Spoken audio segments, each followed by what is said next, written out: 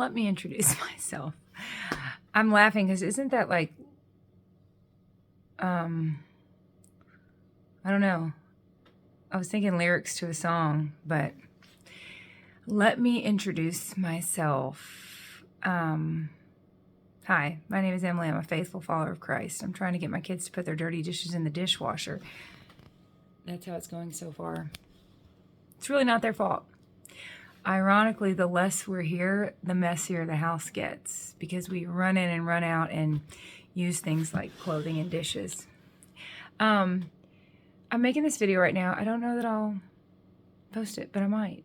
Because as I'm tidying, and by tidying, I mean just walking around my kitchen with a garbage bag. That's a good start. Filling it, actually. It's just flowing how I would introduce myself on someone else's YouTube channel, because a friend of mine has asked me to do an interview with a lady, which sounds lovely, especially since the lady that she wants me to do an interview with seems lovely.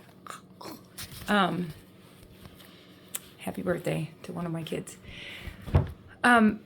And as I was kind of thinking through how I would introduce myself,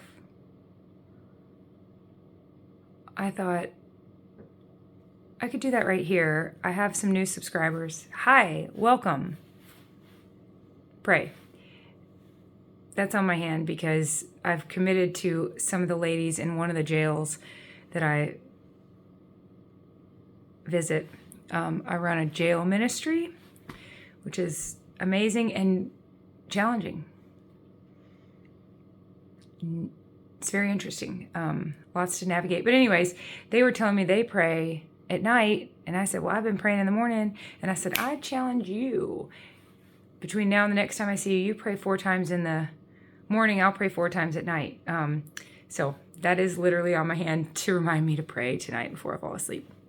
Anyways, welcome to this YouTube channel. I guess anybody that has a YouTube account, is everyone that's, okay, anybody that wants to leave a comment, like everyone, does everyone have to have a YouTube account? Do you have to? No, surely you don't have to have an account.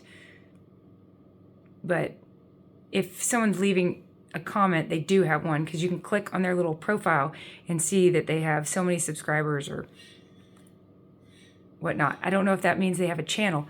My point is there are something like 75 million YouTube channels. So the fact that you're here and I'm here is special. There's so many voices to listen to lately. Oh my goodness. And my pastor is teaching a course right now on the Israeli-Arab conflict. And I knew as I walked into that class Wednesday night that I didn't know much, but when I left there, I was very certain of how much I don't know about all that. I left there tangled up, feeling like my brain was full of spaghetti noodles, and started to go on YouTube to find people to help explain it further, because my pastor is brilliant, and I thought that was going to be like a Israeli for dummies. It was not dumb enough, because I was hoping for like a preschool class, and it was more like Israeli 101, like a low-level college course. Anyways, I'm determined to learn. And I've started the process by ordering a bunch of maps off Amazon. My house is about to look like a homeschool. Anyways, I went on YouTube and realized immediately there are so many voices on YouTube, and everyone from every network and every corner of the world and corner of the internet and corner of genres, corners of political people or comedians, religious people or atheists, And they all say the same thing. The title says, all you need to know about ... And what was really good for me to realize was it's important that I discern who I'm listening to, because that's not true coming from a seemingly infinite number of people and voices. That's certainly not all I need to know. I like to say we're on a need-to-know basis, and all we need to know is Jesus, and then he will reveal what all we need to know. So, all that to say, 75 million channels. I'm honored to be a voice worth listening to, but I am among an amazing group of people that make up the body of Christ, and there are so many people out there that I would direct so many people to. So, and by the way, there's plenty of people that the Lord has used over the years to teach me so much. And while they know a lot about something and they don't know him, he still used them in my life to teach me just an immeasurable, unquantifiable amount of things over the years.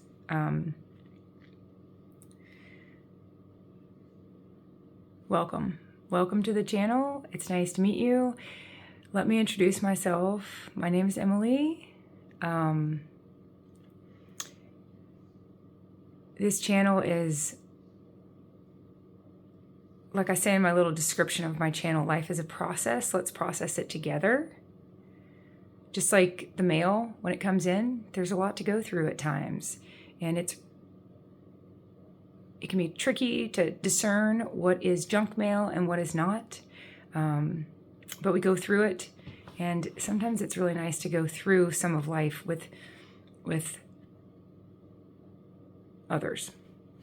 I also say in my description that this is my experience following Jesus Christ. So I am a Christian. I was baptized at 14. I'm 43. 29 years. It's beneficial, but I have known the Lord since before it was the Lord I knew. I don't remember a time where we weren't walking together, and I don't take that for granted. A lot of my channel recently, 97% of my 750 videos are food related, because I started my channel in May of 20 because I had lost 100 pounds and people wanted to know what I was doing. So I would record videos to explain more in a video than I possibly could in line with them at the dollar store in our small town. So I'd make videos that I could send people the links to, and here I am still making videos because I'm no longer doing what I did to lose all that weight, but I'm glad I did because I learned a ton following that program. And it ultimately, God used that to lead me to where I am now, which is a very happy carnivore, eating as close to zero carbohydrates as possible. I started carnivore in an earnest attempt to manage my addiction, which is severe. I am addicted to something that is 8 times more addictive than cocaine, which is sugar. Little did I know, Dr. Phil used to say, you start something for one reason and continue it for another. I started carnivore to manage my addiction and help me keep my weight under control. And surprisingly, this way of eating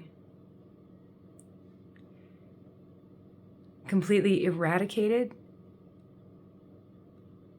my moderate eczema that I had for 20 years, at times severe. It was just crippling for my hands. I would think that they're never going to recover from this. I had it on my hands and my shins. And I went to every doctor, dermatologist, had biopsies.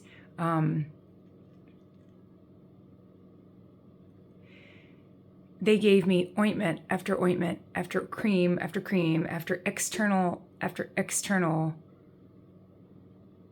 solutions that did not solve the problem.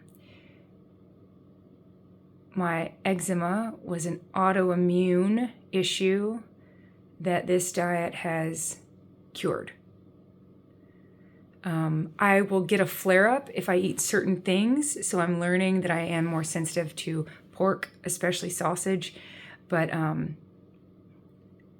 this way of eating solved my eczema. I had to tweak it to solve my addiction issues, because we can be addicted to more than just substances, and my brain had dopamine downregulate with a behavior, binge eating. I've told a friend several times, Jill, love you, ding.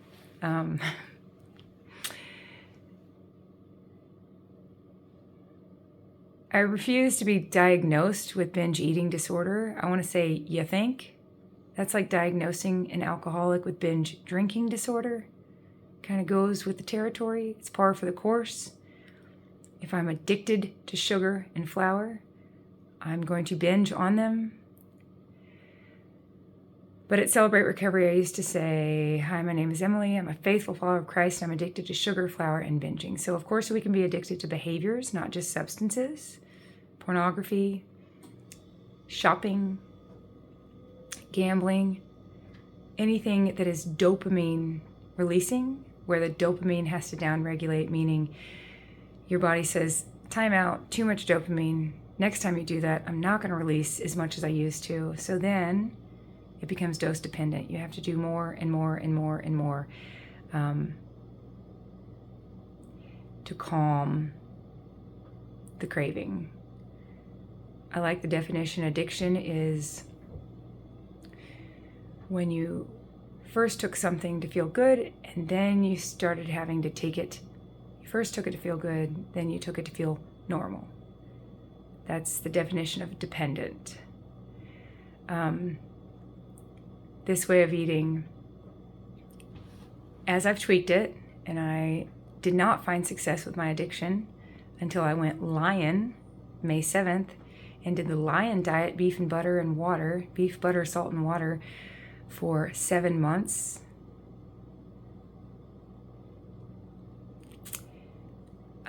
That was the first time I've ever been in remission or recovery from my addiction. Even carnivore, if I kept the binging behavior lit, I would go from chicken to cheese to Dairy Queen cake real quick. So it was a slippery slope if I thought I was going to change the substance but continue with the behavior. I say that's like saying, all right, I'm not going to binge on beer anymore. I'm not going to binge drink beer.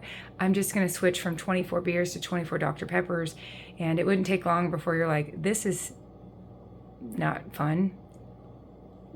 I'll just switch back to my old ways. So this way of eating solved my eczema. It has solved my addiction issues. It has solved my husband's blood pressure issues. And it has very surprisingly solved my mental health issues. At 19 years old, I was diagnosed with bipolar disorder. And this way of eating is how I'm currently managing my mental health. I managed my mental health for 21 years taking medication, And I am a huge advocate for taking your medicine when you need it. Some people say, we don't need medicine, we need God. Well, God gives us all sorts of things, including medication. It's like the story of the man out in the ocean drowning, and a yacht comes, let's say a kayak comes out, or canoe, something small, I don't know, and says, I'm here to help, and I'm here to help. And the man says, no, thank you, no, but I've prayed to God, and He's going to help me. So a canoe in the ocean, I probably wouldn't take that either. Then a yacht comes by and says, come on, come aboard, we're here to help. And the man says, no, thank you. God is good, He's going to save me.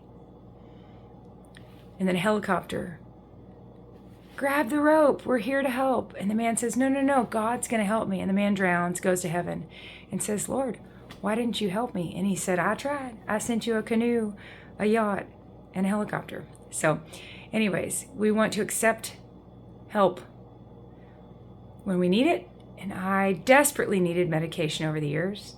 I've experienced 2 severe episodes of depression and 2 severe episodes of mania. When I started eating carnivore to manage my addiction to sugar, which I believe is related to having a bipolar brain, because a bipolar brain is going to have the tendency to get addicted to things. I had someone tell me once, nobody's really sober. I beg to differ. It is possible to live out 1 Peter 5:8, be of sober mind. For the devil is like a prowling lion looking for someone to devour. The irony is that in my 8 months of sobriety, I've never experienced what I'm experiencing, which is, I tell people, you have to feel and then deal to heal. And if you're numbing yourself, you're not feeling, and you'll never get to the dealing or the healing. And I have felt quite a bit over the years. God has given me, I love to think of crucible. That's the word. A variety of crucibles over the years that have shattered me and ultimately left me stronger. Scar tissue is stronger than regular tissue. And I recently heard this word, that a crucible is really the catalyst to a new beginning. So praise God for new beginnings. 2 Corinthians 5:17. But what I've experienced these past 8 months, as I've gotten to the healing stage, I've done the feeling and the dealing with all sorts of stuff. It's exhilarating. The sobriety is the utility in my brain, the amount I enjoy something now. I am more excited about a Perrier water than I was ever truly, genuinely excited about a medium chocolate dipped cone from Dairy Queen. Small's too small, but I don't want to get a large, right? It's like a burger, fries, and that Diet Coke. The things we do. So,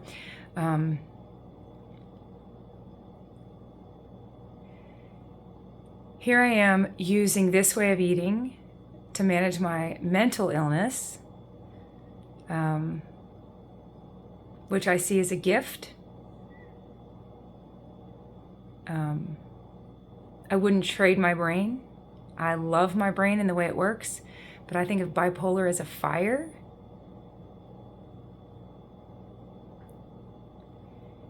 Or as fire, and I think it's wonderful and helpful and amazing, but left unmanaged, it can be life-threatening.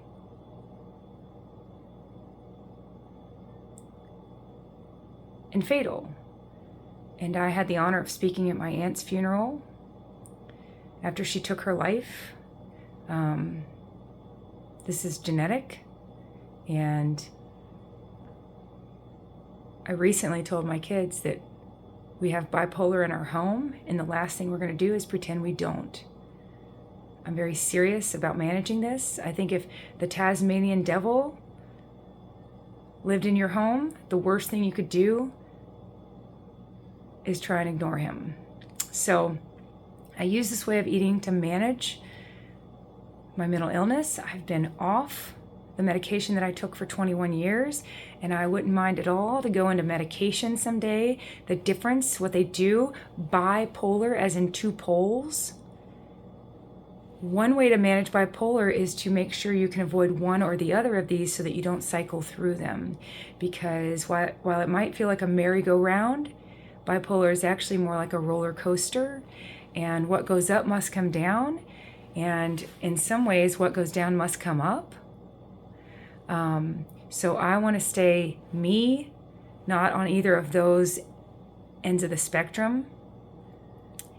There's misconceptions about depression and misconceptions about mania, and I could speak on those. I have experienced them. I describe depression as the inability to process stimuli. People will think it's sadness. If you've experienced depression, you know it's sadness. Feeling sad might feel lovely compared to feeling depressed. There is sadness in there. There's crying. There's a downness. But there's also a sense of having your hard drive completely erased. In my first severe depression, I got to the point where I would take a shower and I couldn't remember if you're supposed to use shampoo or conditioner first. I would drive down the highway and I could not remember which lane I needed to be in. And that's absolutely terrifying when you look fine on the outside, but you know you're not on the inside and you don't even have the words to describe what you're dealing with.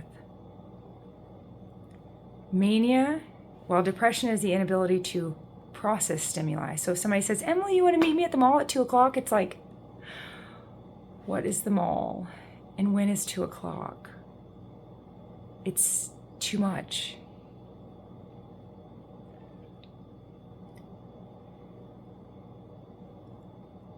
My experience with mania is that mania is the inability to filter stimuli.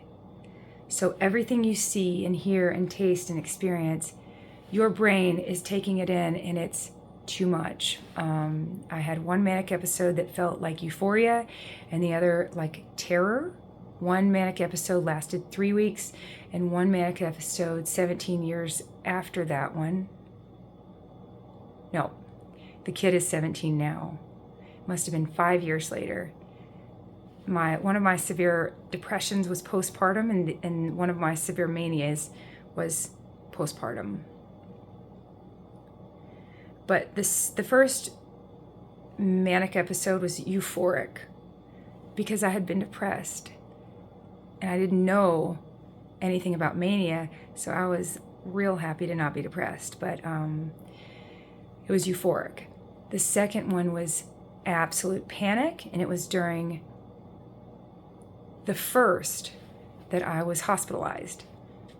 God has been with me, like I said, since I can remember, and he was absolutely with me through every bit of this. The story is precious and tender and so sweet, and I won't go into the details, but they would bring tears because it's a beautiful story.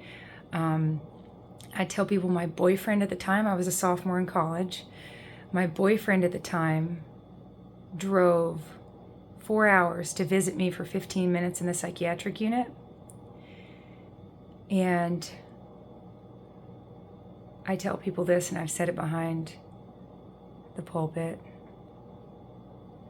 I thought that was so sweet, I married him. So he and I have been together for 25 years. We're raising 7 kids on a farm. I have a bachelor's degree in special education, so does my husband. Both of our areas of expertise within that field are severe behavior, I have a master's degree in leadership, so I like to think I'm qualified to lead behavior. I'm very interested in all things behavior because there's usually a reason that we do what we do, which is something that helps me greatly when I go meet with the women in the jail, because I tell them, you are not your body and you are not your behavior. Your body is something you're in and your behavior is something that you do. And the reason a lot of you have done, I don't say this to them, but I think the reason a lot of them have done what they've done is because very simply they weren't raised by my mom and dad. So the Lord helps me look past body and behavior when I interact with people. But here I am managing this mental illness for the first time in 24 years. And again, I see it as a gift. I'm grateful for it. It gives me empathy and perspective I wouldn't have. I tell people, if you have it, God gave it to you. If you've experienced it, He's allowed you to experience it. There is no should. This should have happened. We should have done that. We shouldn't have.